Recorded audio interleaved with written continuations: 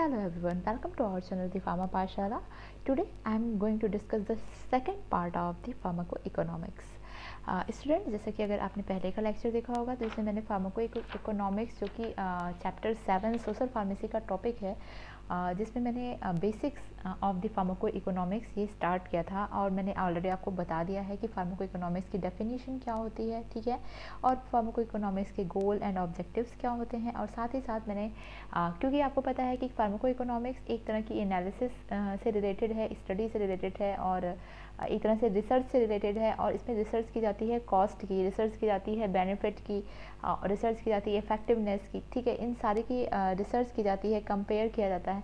तो कॉस्ट क्या होती है, कॉस्ट कितने टाइप्स की होती है, इसके बारे में मैंने आपको बता दिया है लास्ट लेक्चर में। Today's lecture is about the type of the study or types of the analysis in the pharmacoeconomics. Pharmacoeconomics में किस तरह की या किस प्रकार की स्टडी की जाती है, किस तरह की एनालिसिस की जाती है, इसके बारे में अब हम आपको बताते हैं।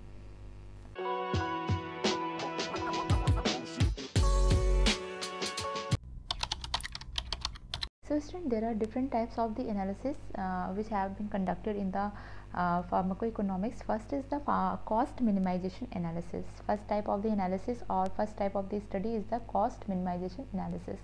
Second is the cost effectiveness analysis. Third, cost benefit analysis, and fourth is the cost utility analysis. ये जितने भी एनालिसिस हैं स्टूडेंट्स, इसमें सारा क्या किया जा रहा है, कंपेयर किया जा रहा है, ठीक है। जैसे कॉस्ट और इफ़ेक्टिवनेस है, ठीक है। ड्रग की जो कॉस्ट है, टू सेम कैटेगरी की ड्रग्स हैं, उनकी कॉस्ट को और उनकी इफेक्टिवनेस को क्या किया जा रहा है, कंपेयर किया जा रहा है, कॉस्ट को और बेनिफिट्स को कंपेयर किया जा रहा है, ठीक है। तो इस तरह से क्या है कि एक तरह से कंपेयर जो किया जा रहा है दो सेम कैटेगरी की ड्रग को, ठीक है। तो उस तरह की जो एनालिसिस की जा रही है वो फार्माकोइकोनॉमिक्स में की जाती है।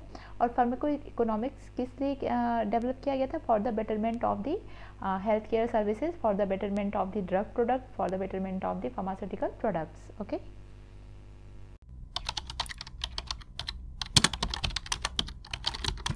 First type of the analysis is the cost minimisation analysis, जिसका शॉर्ट फॉर्म में हम इसे CMA भी कह सकते हैं। तो कॉस्ट मिनिमाइजेशन एनालिसिस में हम क्या करते हैं, स्टूडेंट्स को कोई भी दो या दो से ज़्यादा, ठीक है, सेम थेरेपेटिक आउटकम की जो ड्रग होती हैं, यानी कि जिनकी थेरेपेटिक जो रिजल्ट होता है, आप ये कह सकते हो कि उनकी जो कैटेगरी होती है सेम होती है, ठीक है।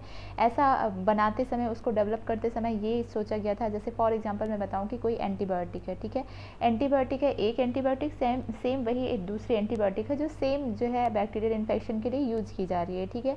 तो और दोनों ही क्या है, सेम कैटेगरी की ड्रग हैं। तो उनकी कॉस्ट को क्या करना, कंपेयर करना, ठीक है, उनकी कॉस्ट को कंपेयर करना। तो ये किस में किया जाता है, कॉस्ट मिनिमाइजेशन एनालिसिस में किया जाता है। Compares the cost of the two और more alternatives that have a demonstrated equivalence in the therapeutic outcome, ठीक है। कॉस्ट कंपेयर की जाती है दो या दो से ज़्यादा ऐसी ड्रग्स की जिनको इसलिए सेम थेरेपेटिक वैल्यू के लिए बनाया गया था, सेम डिजीज़ के लिए बनाया गया था, ठीक है। तो उनकी कॉस्ट को क्या करना, कंपेयर करना। फॉर एग्जांपल कोई एक एंटीबायोटिक है, ठीक है, उसकी कॉस्ट आपकी 250 है या 500 है, और दूसरी एक एंटीबायोटिक है जिसकी कॉस्ट जो है 400 है, ठीक है। सेम थेरेपेटिक वैल्यू है, उनकी इफेक्टिवनेस है वो सेम है, ठीक है। तो उनकी कॉस्ट को कंपेयर करना कि वो जो एक एंटीबायोटिक जिसमें जो 500 की है और दूसरी 400 की है, ठीक है, दोनों की वैल्यू दोनों सेम कैटेगरी के लिए यूज़ की जा रही हैं, बट दोनों में वैल्यू में यानी दोनों की कॉस्ट में डिफरेंस क्यों है, ठीक है, उसे कंपेयर करना। तो वो किस में किया जाता था, वो कॉस्ट मिनिमाइजेशन एनालिसिस में किया गया, ठीक है। For example branded versus generic products. जैसे आपको पता है कि जेनरिक प्रोडक्ट हो या ब्रांडेड प्रोडक्ट हो, जेनरिक मेडिसिन हो या ब्रांडेड मेडिसिन हो, जो उनका API है वो सेम रहता है। लेकिन ब्रांडेड जो मेडिसिन होती हैं वो सेम API की मेडिसिन आपको महंगी मिलती हैं, जबकि जेनेरिक जो मेडिसिन होती हैं वो सस्ती मिलती हैं, ठीक है। तो वही क्या है, उसी को कंपेयर करने की जो, या उसी को जो उनका जो कंपेरिजन होता है, उनकी जो एनालिसिस होती है, उसको हम किस में करते हैं, वो कॉस्ट मिनिमाइजेशन एनालिसिस में करते हैं, ठीक है।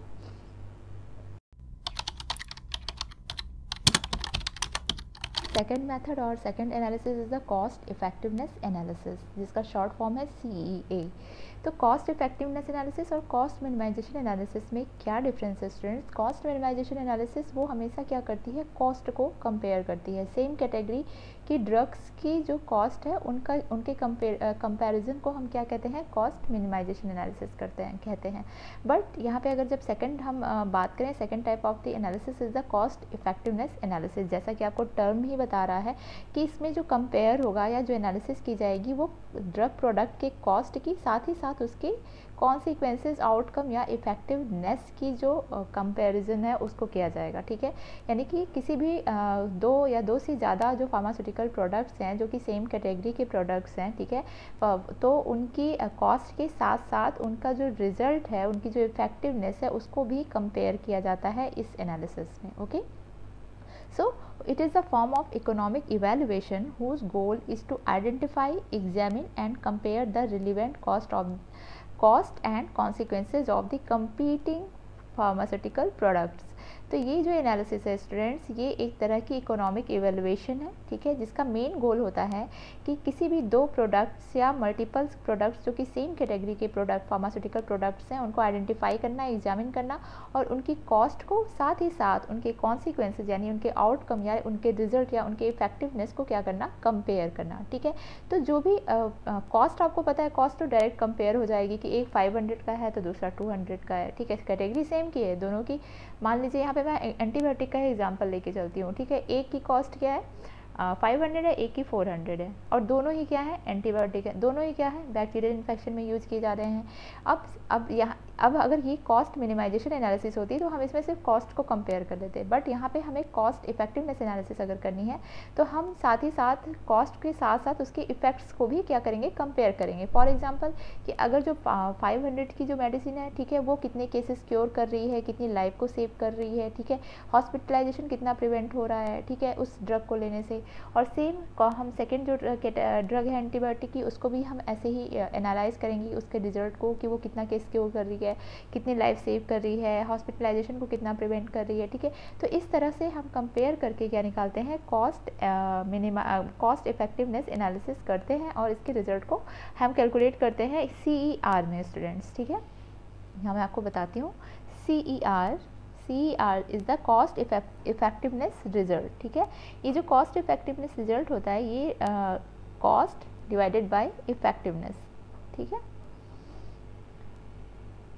यानी कि किसी की कॉस्ट जो है 500 है, ठीक है, और उसकी इफेक्टिवनेस क्या है 20 है, यानी 20% में यहाँ पे हम ले लें तो ठीक है, उसको डिवाइड करेंगे तो जो आएगा वो होगा CER, यानी कि वो कॉस्ट इफेक्टिवनेस एनालिसिस का रिजल्ट होगा।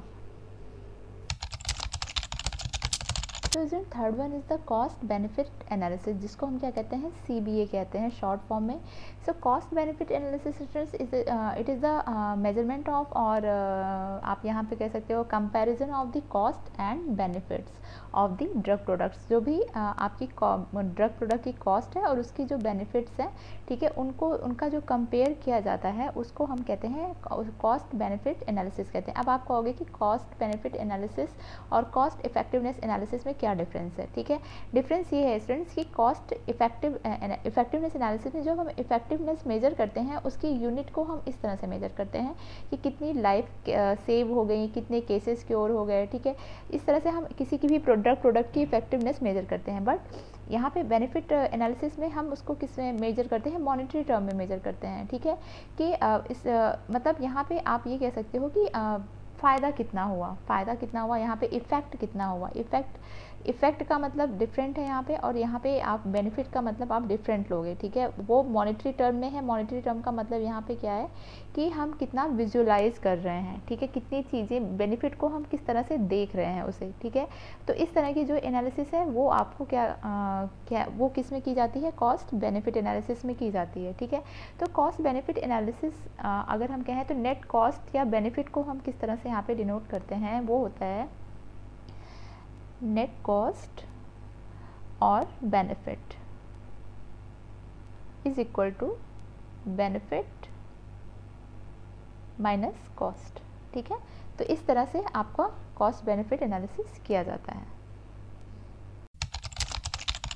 Last one is the cost utility analysis.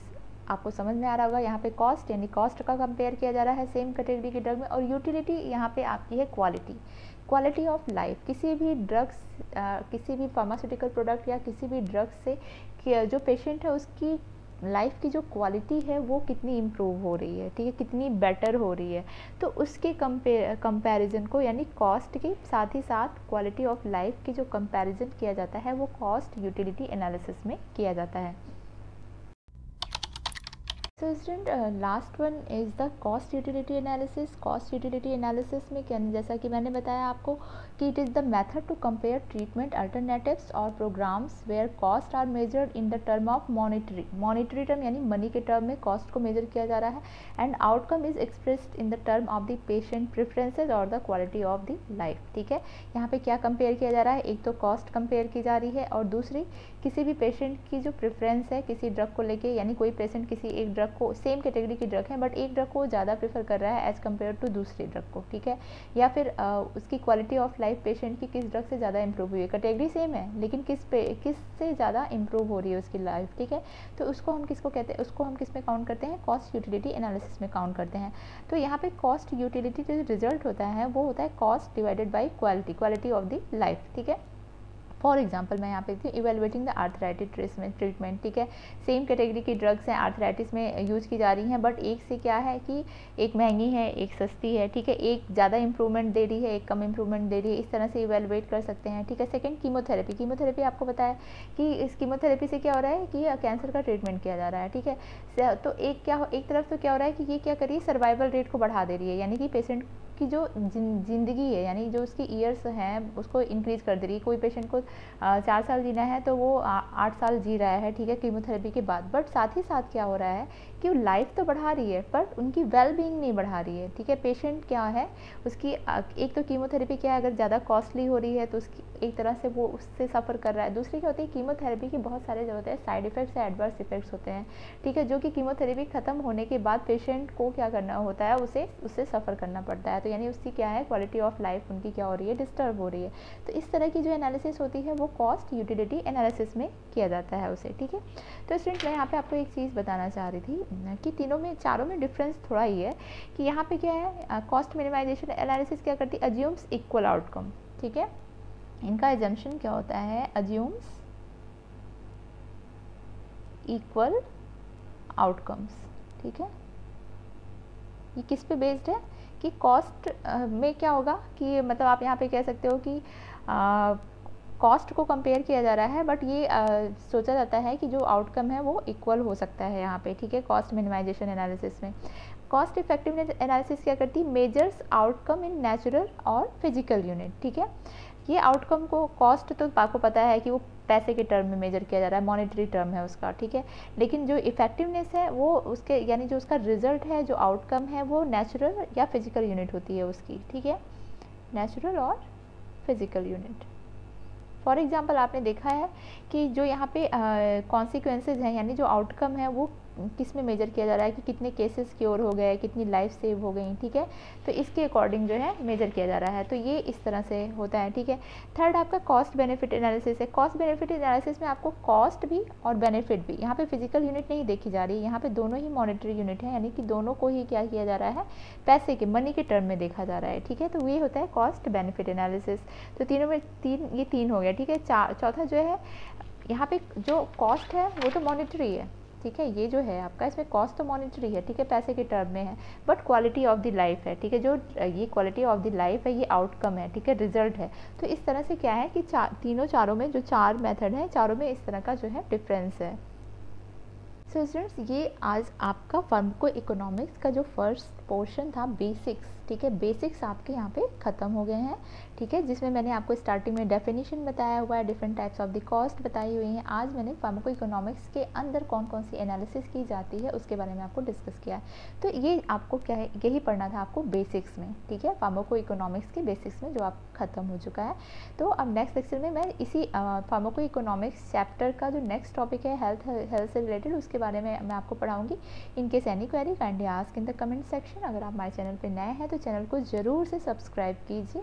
ठीक है, और अपने जैसे अदर स्टूडेंट्स को भी शेयर कीजिए, लाइक कीजिए। Okay, so keep watching the pharma Pathshala. Thank you so much.